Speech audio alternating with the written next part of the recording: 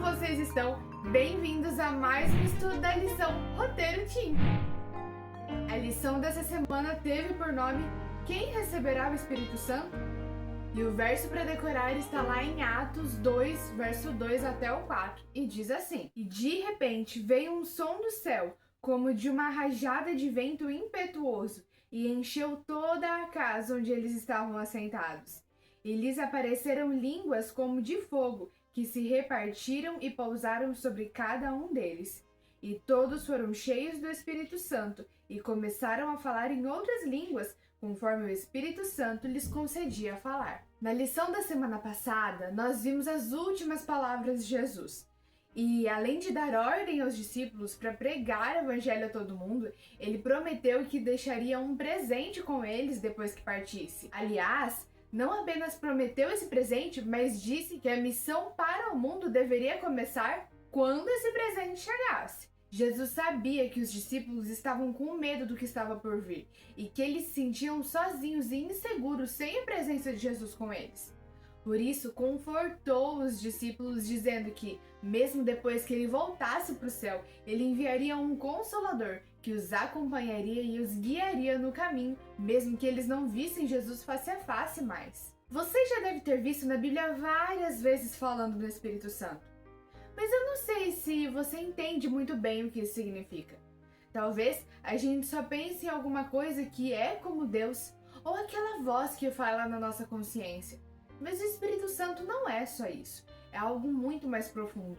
E seria importantíssimo se nós entendêssemos a essência do Espírito de Deus, porque é Ele que vai trabalhar conosco. Em Lucas 11:13, Jesus compara Deus a um pai que gosta de dar coisas boas aos seus filhos. Um pai que ama e realmente quer ver o bem deles.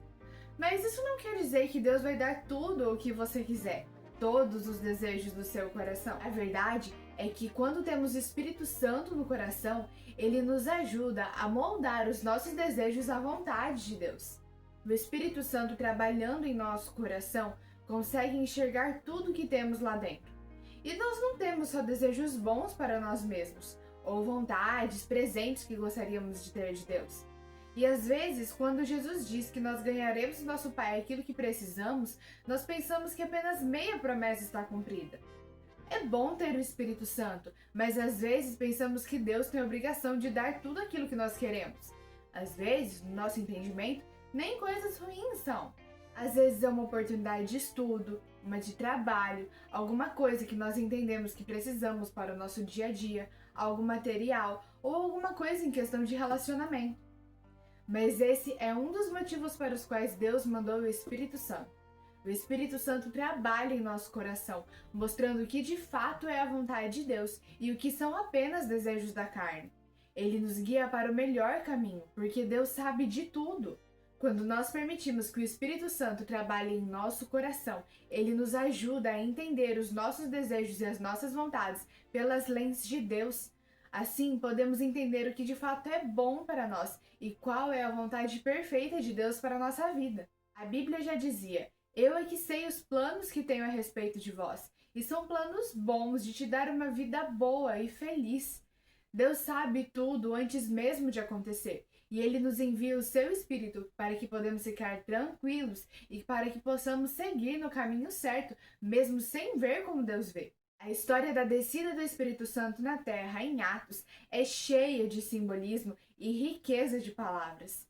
Quando Atos descreve como aconteceu a descida do Espírito Santo, faz menção a diversas profecias e festas que tinham em Israel. As línguas fazem referência desde Babel até aquilo que o povo acreditava como festa do Pentecostes. As línguas que antes haviam sido confundidas por Deus por causa do pecado, agora estavam virando dons para que as pessoas pudessem ser salvas do pecado. O fogo, que representava a descida do Espírito Santo, também mostrava como Deus trata o pecado, limpando assim e queimando, jogando para longe tudo aquilo que é impuro. Assim como aconteceu em Isaías e em outras histórias bíblicas, o fogo purifica, mostra assim finalmente como Deus nos liberta do pecado, trazendo a sua pureza e colocando a sua obra nos nossos corações.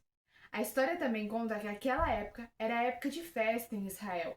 O 50º dia depois da Páscoa marcava mais uma das festas proféticas que Israel tinha desde os tempos de Moisés. Várias pessoas vinham dos lugares mais distantes do mundo para participar daquela festa. Alguns judeus que tinham viajado para muito longe e agora retornavam para poder, junto com o povo, cumprir as festas da tradição. Para os discípulos era uma imensa oportunidade.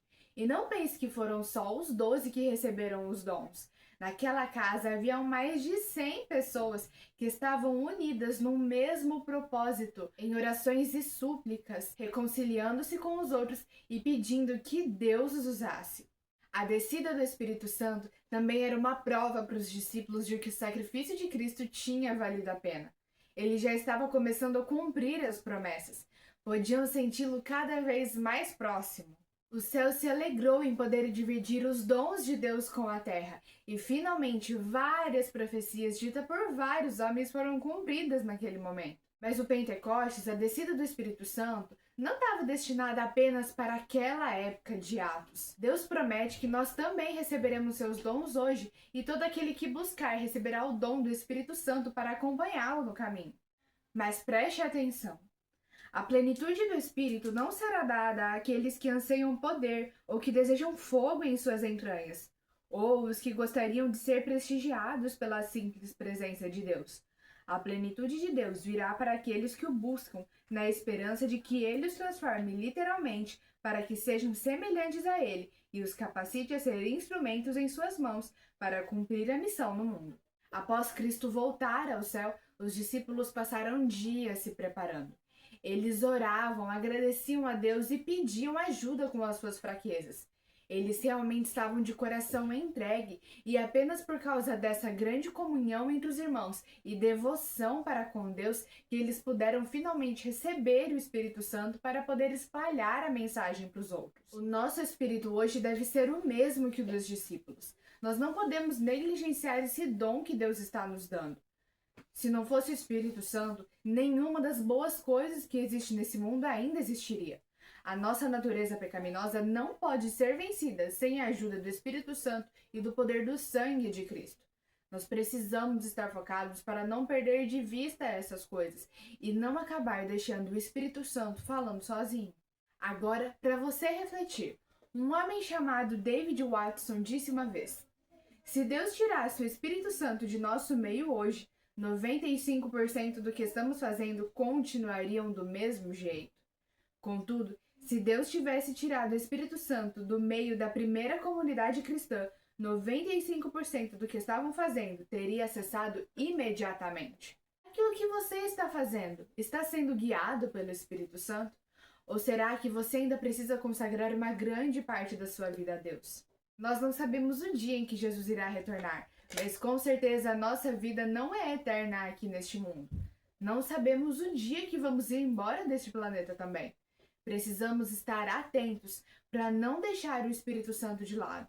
E eu convido você a fazer uma avaliação na sua vida e ter certeza de que a obra que você realiza aqui nessa terra vem de Deus. Que o seu objetivo seja que as suas obras para o mundo sejam um espelho de Cristo e que o Espírito Santo possa trabalhar e transformar na sua vida a tal ponto que seja impossível as pessoas não perceberem. A profecia de Joel 2, 28 e 29 ainda não está completamente cumprida e você pode fazer parte do cumprimento dessa profecia. Não se esqueça de estudar a Bíblia e entregar o seu coração a Jesus. E para isso, continue aqui com a gente estudando a lição para que você possa aprender cada vez mais do plano que Deus tem para a sua vida e da sua missão aqui nesse planeta. Eu vou estar aqui te esperando e até lá!